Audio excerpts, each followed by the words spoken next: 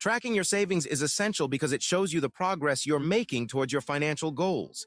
It's not just about setting aside a portion of your income, it's about actively monitoring and increasing your savings over time. Watching your savings grow is incredibly motivating and reinforces the importance of protecting your hard-earned money.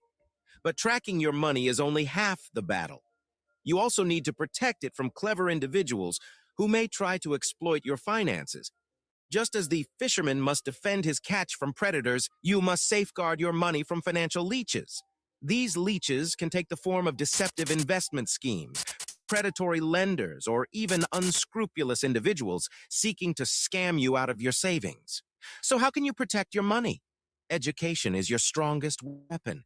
By educating yourself about financial literacy, investment strategies, and consumer protection, you become more equipped to identify potential threats and make informed decisions.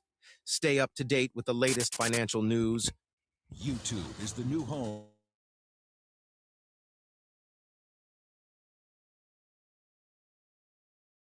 Opportunities thoroughly and consult trusted experts when needed. Additionally, be cautious of unsolicited offers that promise quick riches or guaranteed returns. Remember, if something sounds too good to be true, it probably is. Take the time to do your due diligence, seek advice from trusted financial advisors, and trust your gut instincts.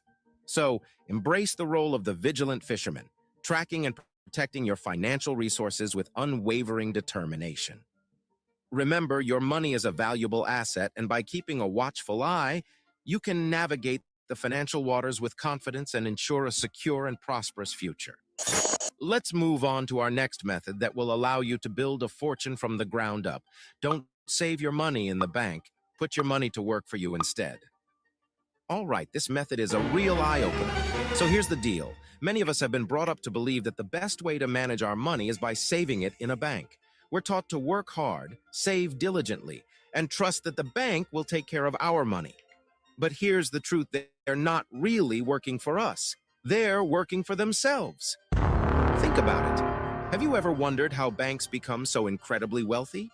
It's because they use other people's money to multiply their own fortunes.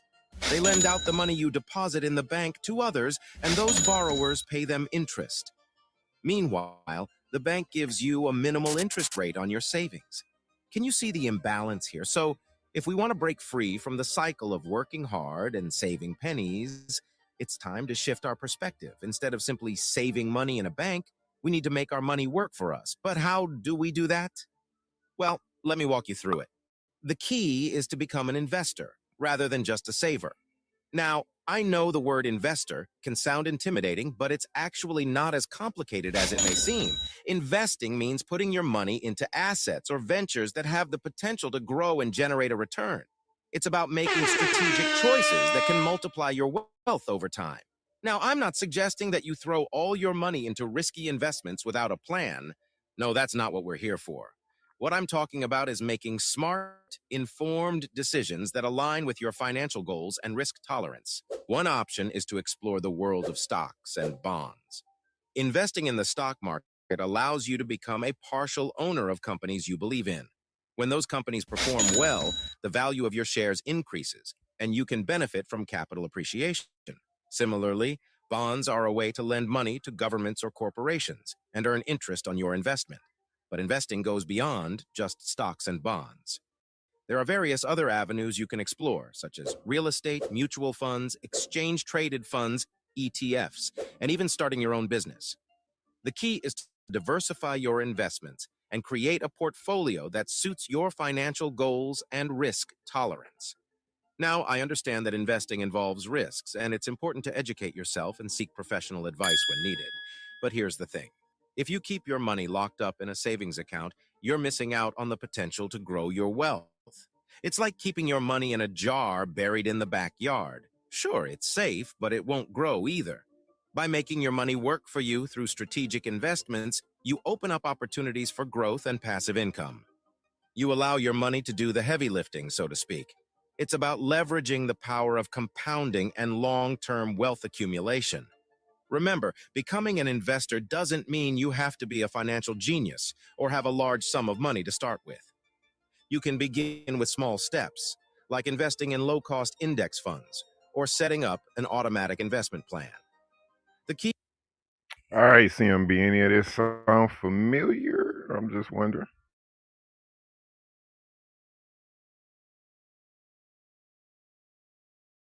Yes, indeed.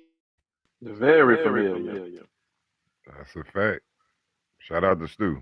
I could hear your voice as they talking. Yeah, index funds. I heard it. is to start somewhere and be consistent. With that said, let's move on to our next method that will allow you to build a fortune from the ground up. Don't be afraid to borrow money and learn to take advantage of debt and taxes. Now let's dive deep into one of the most important keys to building wealth, debt, and taxes. I know, debt can be a scary word, and it's often associated with negative tone. The working class tends to shy away from it, fearing that it will burden them even further. But here's the thing. The rich understand the power of debt and how to leverage it to their advantage in a tax system that protects them. You see, the traditional narrative we're taught in school is to work hard, save money, get out of debt, and never go back into debt again. While this may seem like sensible advice, it's not the path that the rich take to make their fortunes. In fact, I've never seen someone get rich solely by saving money. Saving money alone doesn't generate